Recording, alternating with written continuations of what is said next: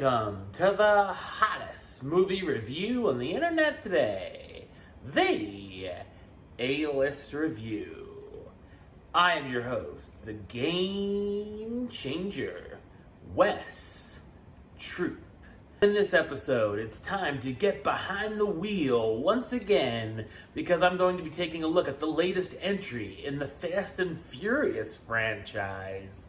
That's right, my review of the 2021 action sequel, F9. Coming up now.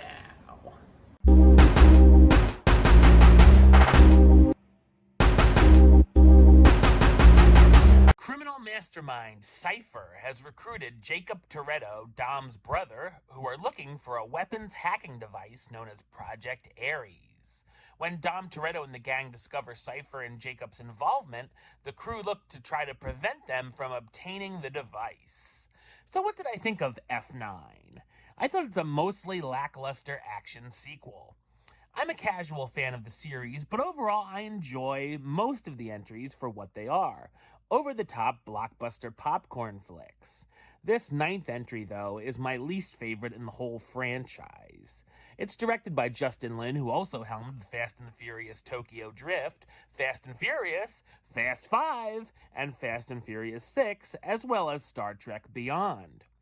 By now you know that what you're getting yourself into with these films, and they have gotten crazier each time. This is easily the most ridiculous of the bunch, where any sliver of logic that might have been left flies out the window and even goes into science fiction territory. The action sequences and stunts look good and can be exciting as there's some slick car chases and fun fights, and I like the idea of what they ended up doing with an electromagnetic field in a couple of the scenes. A few of these sequences, though, are a bit overlong, especially the first one where they defy gravity being chased by helicopters and other vehicles. Oddly enough, when the two brothers finally face off, it's much quicker than I expected. The story, of course, focuses on the family and is loaded with cliches. We find out more about Dom and Jacob's past and why he hasn't been mentioned up to this point. There's a handful of awful flashbacks featuring Jacob and Dom when they were younger, being played by different actors who don't really resemble their counterparts all that much. We also get an explanation of the return of fan-favorite character Han, who was thought to have been dead. The film really has trouble with its tone as well, as one moment it's doing these preposterous car stunts, and the next wants to be taken seriously with its domestic drama elements, and becomes overly sentimental at points. A lot of the humor falls flat as well, with most of the jokes being groaners, cheesy one-liners, and random Star Wars references. They also have some in-jokes where they play it off of being self-aware, with Roman wondering if the team is truly invincible.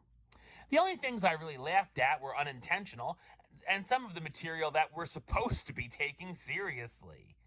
Everything really just feels like it's acting as a bridge to the next two films, where I wouldn't be surprised if time travel and robots will become involved in. The performances are hit and miss, where some of the cast seem bored, starring Vin Diesel reprising his role as Dominic Toretto, the former street racing legend and criminal who comes out of retirement, Michelle Rodriguez as Letty Ortiz, Dom's wife and former street racer in her own right, Tyrese Gibson as Roman Pierce, an ex-habitual offender who's part of the team, Mr. What You Got in That Bag, Ludacris as Tej Parker, the mechanic from Miami, John Cena as Jacob Toretto, Dom and Mia's brother working as a thief and assassin, Jordana Brewster as Mia Toretto, the former member of the team who gets back into action, Sung Kang as Han Lu, the team member who was thought to have been dead, and Charlize Theron, rocking a Lloyd Christmas haircut as Cypher, the criminal mastermind who teams up with Jacob. There's also cameos throughout from some familiar faces.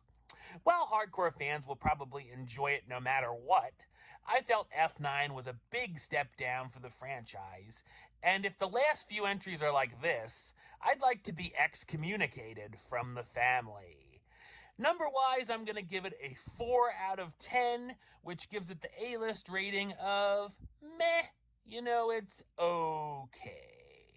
All right. right, well, that's the show. I'll be back with another review very soon. But until then, don't forget to subscribe right here on YouTube. YouTube.com/WestsideOf515. Like the show on Facebook, Facebook.com/WestTroopAlist. And of course, you can follow me on the Twitter and the Instagram @WestAlist. Until next time, Troop out.